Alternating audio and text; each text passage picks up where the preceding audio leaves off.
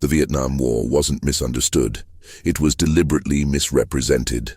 Not through propaganda in the traditional sense, but through something more insidious. The replacement of reality with quantifiable success. The military didn't lie about what happened. It lied about what mattered.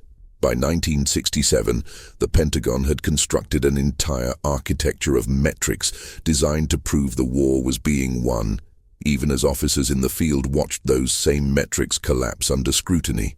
The numbers told a story of progress. The ground told a different story. And somewhere between those two narratives, the war stopped making sense to the people fighting it. The most famous metric was body count. Everyone knows about body count, but what most people don't know is how body count was calculated, verified, and inflated at every level of command. A company in the field would report 10 enemy killed. Battalion would add 20% for probable kills not visually confirmed. Brigade would add another 15% for what they called statistical likelihood. By the time the report reached Saigon, that original number had been adjusted, rounded up, and folded into a weekly briefing that suggested measurable progress. There was no independent verification. There was no forensic standard. If a unit took fire from a tree line and returned fire, anyone who didn't walk out of that tree line was counted. If an airstrike hit a suspected Viet Cong staging area and the pilot reported secondary explosions, that became 15 enemy killed in action, even if no ground forces ever reached the site. The system wasn't designed to lie. It was designed to reward estimation and penalize doubt. Field commanders understood this immediately. By mid-1966, some units were padding their reports before sending them up the chain, knowing they'd be padded again anyway. If you reported accurate numbers, you looked ineffective. If you reported high numbers, you got commendations, promotions, and better resource allocation. The incentive structure made honesty a career liability. One Marine Corps after-action report from Quang Tri Province in 1967 noted that a night ambush resulted in 4 enemy killed and 2 weapons recovered. By the time that report was processed at division level, it read 11 enemy killed. Reason given as probable additional casualties from grenade fragmentation and small arms fire in thick vegetation. The officer who filed the original report was told his estimate was conservative. He learned not to be conservative. The second metric was the Hamlet Evaluation System, or HES, which assigned every hamlet in South Vietnam a letter grade from A to E, based on security, governance, and pacification progress. The problem was that the data came from district advisors who rarely left their compounds. South Vietnamese officials who had every reason to exaggerate stability, and occasionally from helicopter flyovers where an officer would visually assess a village and mark it secure if he didn't see fighting. A hamlet could be rated B, meaning relatively secure, even if Viet Cong tax collectors operated there at night. It could be rated C, contested, even if government forces only entered it once a month.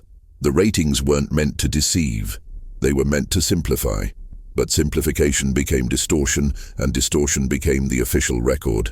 By 1968, more than 70% of hamlets were classified as relatively secure or better.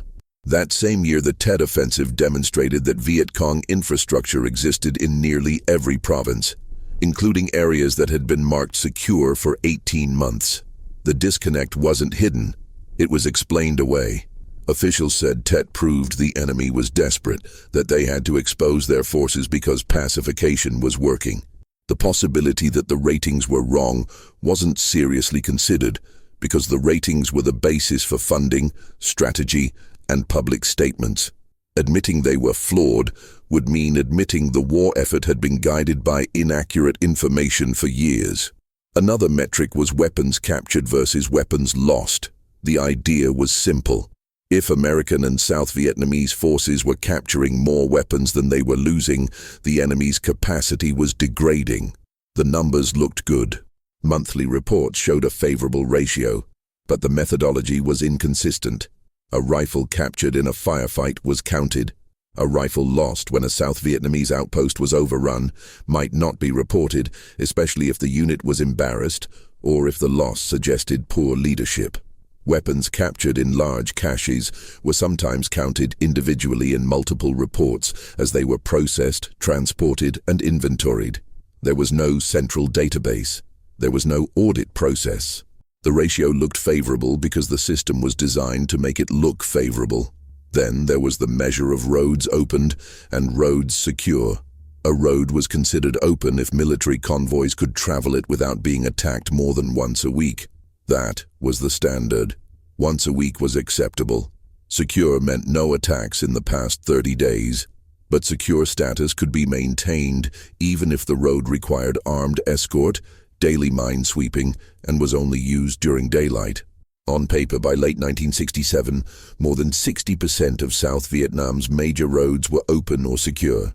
In practice, driving without escort was suicidal in most of the country. The roads existed. They appeared on maps. They were technically passable, but calling them secure was a linguistic trick that had nothing to do with safety. There was also a metric called the Revolutionary Development Cadre Success Rate, which tracked how many villages had been assigned RD teams and how many of those teams had completed their objectives. The objectives included building schools, training local militias, and establishing elected councils. Completion was self-reported. A team could report success if a council had been elected, even if that council had no power, no funding, and met once. A school could be marked complete if the structure existed, even if no teacher had been assigned and no students attended. The success rate in 1967 was listed as 78%. The metric measured paperwork, not impact. American forces measured their own effectiveness through something called the operational tempo, which tracked the number of patrols, ambushes, and sweeps conducted per week. Higher tempo meant more aggressive action, which was assumed to correlate with greater enemy attrition. But tempo said nothing about results. A unit could run 5 patrols a week and make no contact. Those patrols still counted. A battalion could average 30 ambushes per month and kill no one. The ambushes still counted. Commanders were evaluated partially on tempo, so they maintained tempo regardless of effectiveness. Soldiers walked the same routes, sat in the same positions, and filed the same reports, knowing the mission had no purpose except to generate a number that would be sent to Saigon and added to a chart.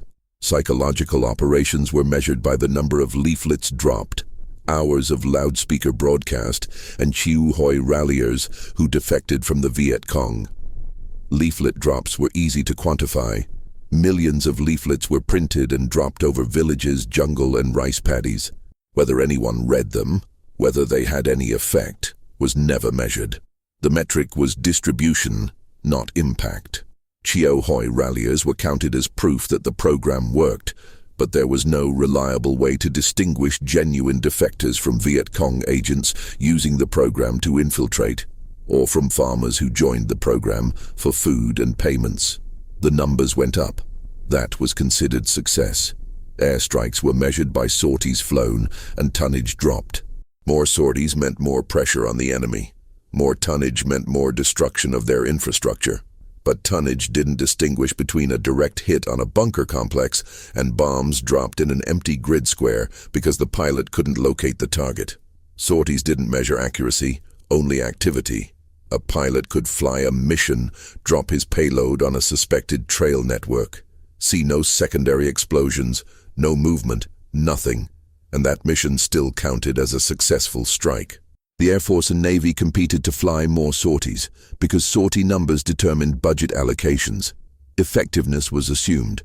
There was a metric for areas under government control, measured in square kilometers.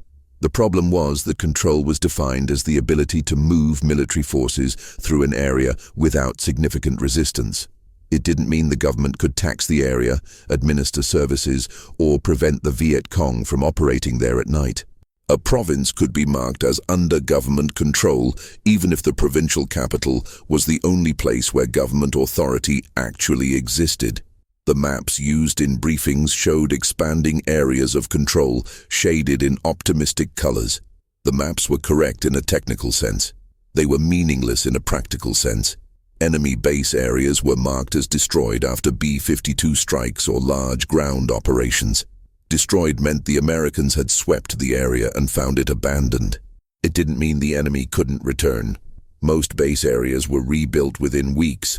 The Suchai tunnels were declared destroyed multiple times. They were never destroyed. They were still operational in 1975. But each operation that targeted them was recorded as a success because the immediate objective, clearing the area, had been achieved. The fact that clearing was temporary didn't factor into the metric. Another number tracked was the kill ratio, American and South Vietnamese losses versus enemy losses. The ratio was always favorable, sometimes 10-1, sometimes higher, but the ratio depended entirely on body count accuracy, which, as already established, was unreliable. More importantly, the ratio didn't account for the strategic irrelevance of attrition in a war where the enemy could replace losses faster than they accumulated and where political will, not battlefield math, determined the outcome. A favorable kill ratio suggested the war was being won. The war wasn't being won. The ratio was real. Its meaning was false. Civic action programs were quantified by the number of wells dug, medical visits conducted, and tons of rice distributed. The programs were real. The numbers were real. But they existed in isolation from the war's actual dynamics. A village could receive a new well in the morning and be taxed by the Viet Cong that night. Medical visits were counted even if the recipient immediately returned to an area controlled by the enemy. Rice distribution was measured in tonnage delivered, not in whether it reached the intended recipients or was diverted. The programs created the appearance of progress. The appearance had no correlation with security. Intelligence reports measured success by the number of documents captured, prisoners interrogated, and agents recruited. Documents were often low-level logistical notes or personal letters with no operational value, but they were still counted. Interrogations were tallied regardless of whether useful information was obtained. Agents were counted as assets even if their intelligence was fabricated, outdated, or designed to mislead. The intelligence apparatus generated volume. Volume was reported as capability. Capability was assumed to produce results. Results were rarely verified. There was a measurement called the security index, which combined several data points, incident reports, population movement, economic activity, and attempted to produce a single number representing overall progress. The index consistently showed improvement. It showed improvement because the inputs were selectively weighted, because incident reports undercounted Viet Cong activity in remote areas, because population movement towards cities was interpreted as people fleeing the enemy rather than fleeing the war, and because economic activity in urban centers increased even as rural areas collapsed. The index was mathematically sound. It was strategically worthless. Progress in training. South Vietnamese forces was measured by the number of soldiers trained, units certified combat-ready, and equipment transferred. By 1969, hundreds of thousands of South Vietnamese troops had completed training programs. Entire divisions were certified. The equipment transfers were enormous. But readiness didn't measure motivation, leadership quality, or whether soldiers would fight when their government's legitimacy was in question. Certification was based on metrics that could be observed in training. Combat performance couldn't be certified. The South Vietnamese military looked capable on paper. It collapsed in 1975. Medical evacuations were tracked as a measure of battlefield intensity. More medevacs meant more contact with the enemy, which was presented as evidence that American forces were engaging and degrading enemy units. But medevacs also meant casualties, and rising casualties eventually eroded public support. The same data point was used to argue opposite conclusions depending on the audience. To the Pentagon, medevacs proved aggressive action. To the public, they proved the war's cost. The number itself was neutral. Its interpretation was shaped by what people needed it to mean. Defoliation missions were measured in acres sprayed. By the end of the war, millions of acres had been treated with Agent Orange and other herbicides. The objective was to deny the enemy cover and destroy crops that could sustain their forces. The metric was acreage. The impact was harder to assess. Jungle regrew. The enemy adapted. The long-term health consequences weren't measured at all. The program continued because the metric showed sustained effort, and sustained effort was conflated with effectiveness. Pacification progress was also measured by the percentage of the population living in secure areas. The percentage increased steadily through the late 60s. It increased because the definition of secure was generous, because refugees fleeing the countryside into cities were counted as moving into secure areas, and because areas were rarely downgraded once they'd been rated secure, even if conditions deteriorated. The population under government control grew.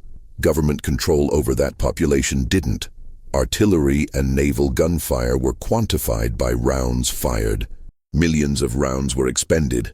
The expenditure proved commitment. It didn't prove accuracy, necessity, or effect. Fire missions were called in on suspected enemy positions, often based on minimal intelligence. Whether the enemy was there, whether they were hit, whether the mission accomplished anything beyond creating noise and craters wasn't rigorously tracked. The guns fired. The missions were logged.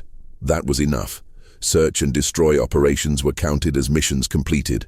A unit would move into an area, search for the enemy, engage if contact was made, and then leave. The operation would be marked complete. The enemy would return. Another operation would be launched. It would also be marked complete. The cycle repeated. Each completion was recorded as progress. The cumulative effect was stasis. Night ambushes were another metric, tallied by frequency and enemy killed. Ambushes were effective when they worked, but most ambushes resulted in no contact. Soldiers sat in the dark for hours, heard nothing, saw nothing, and returned at dawn. The ambush was still counted.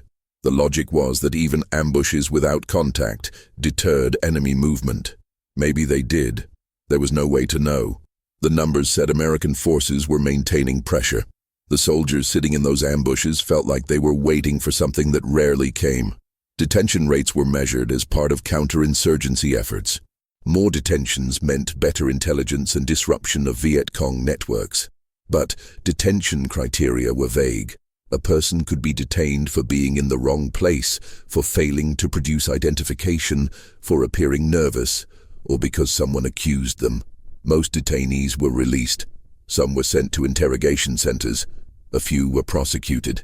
The system processed thousands of people. The metric tracked volume. It didn't track accuracy, abuse, or whether the program reduced Viet Cong strength or increased resentment. Food denial operations aimed to cut off enemy supplies by controlling rice production and movement.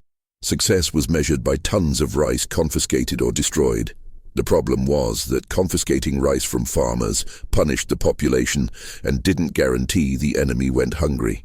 The Viet Cong adapted by taxing more, storing more, and cultivating in remote areas. The operations generated impressive tonnage figures. The enemy kept eating. Another measurement was the so-called weapons-to-contact ratio, which tracked how many weapons were recovered per engagement. A high ratio suggested the enemy was losing equipment faster than they could replace it. A low ratio suggested they were evading effectively, or that American forces weren't pressing hard enough. The ratio fluctuated. Analysts interpreted the fluctuations as meaningful. Units in the field knew the ratio depended more on luck, terrain, and whether the enemy had time to police their dead than on tactical effectiveness. The ratio was reported anyway. Corruption was measured, sort of. There were reports on the black market, on diversion of American supplies, on payroll fraud in South Vietnamese units. The reports documented the problem. They didn't stop it. Measuring corruption didn't reduce corruption.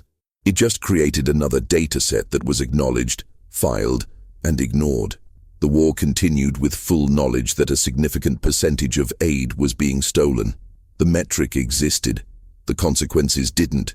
Enemy morale was estimated through captured documents, prisoner statements, and defector accounts.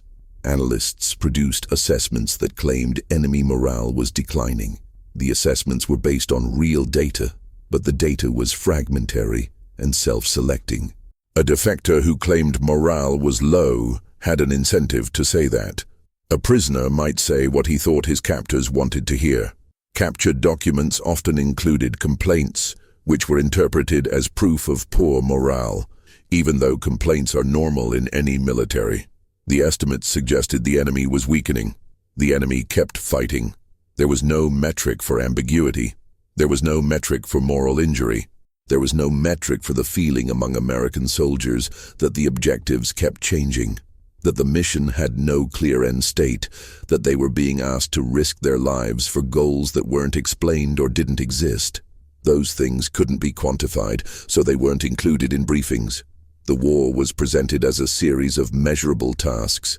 The experience of fighting it was something else entirely. The dissonance wasn't subtle. Officers knew it. Enlisted men knew it. Journalists knew it. The people making policy knew it too. But they needed the metrics because the metrics were the only language that justified continuation. If you couldn't measure progress, you couldn't argue the war was winnable. If you admitted the metrics were flawed, you admitted you didn't know if the war was winnable. So the metrics were defended, refined, adjusted, but never abandoned. By 1969, some units stopped believing their own reports. They filed what was required and operated according to what they observed. The gap between official progress and lived reality became so wide that it functioned as a kind of shared cynicism. Everyone knew the numbers were inflated. Everyone participated in inflating them. The system ran on a combination of careerism, inertia, and the absence of any alternative framework.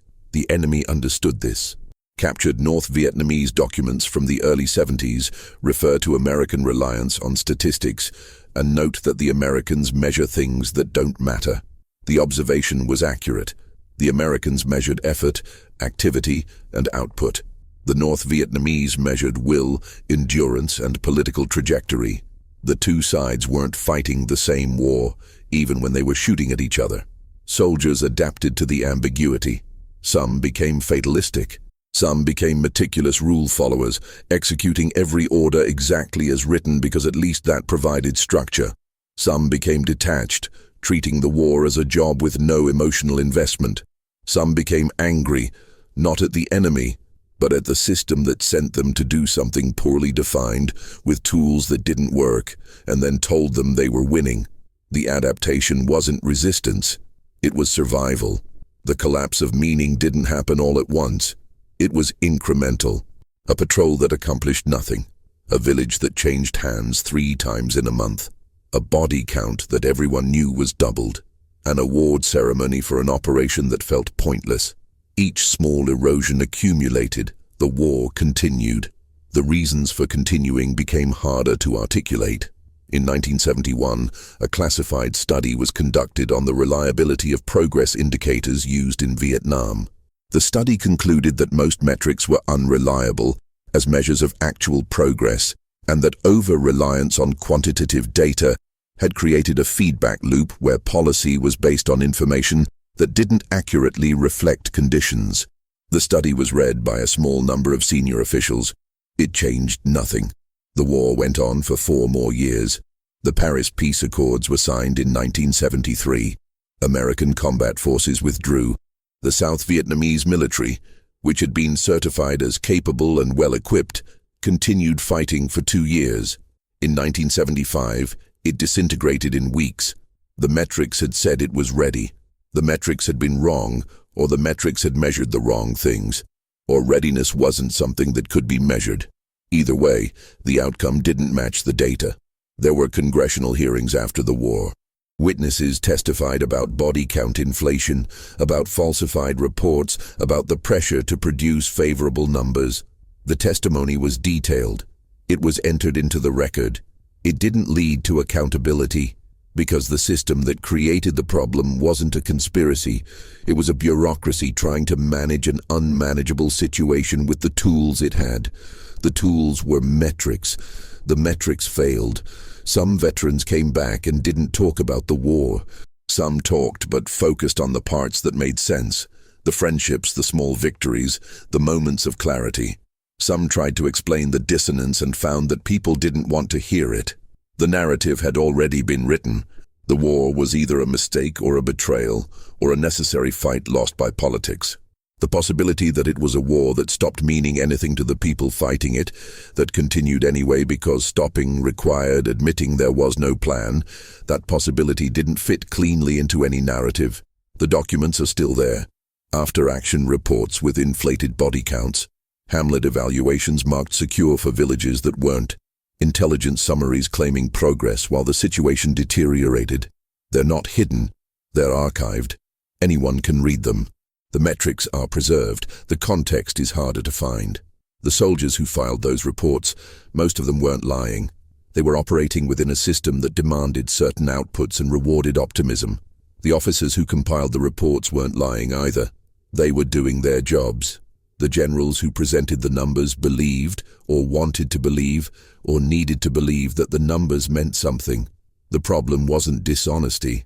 The problem was that the structure of measurement became detached from the thing being measured, and once that detachment occurred, it was self-sustaining.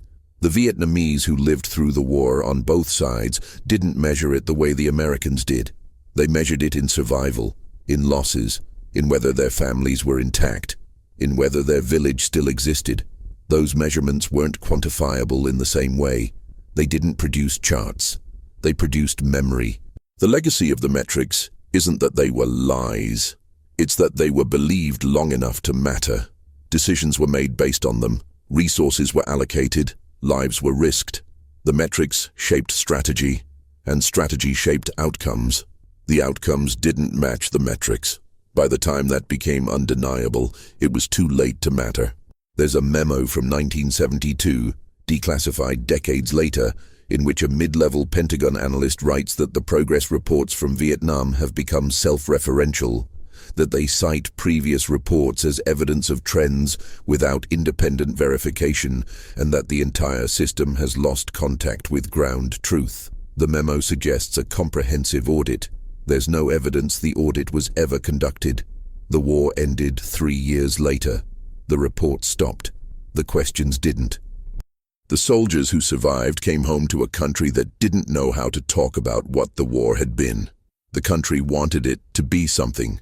A tragedy, a mistake, a noble cause undermined.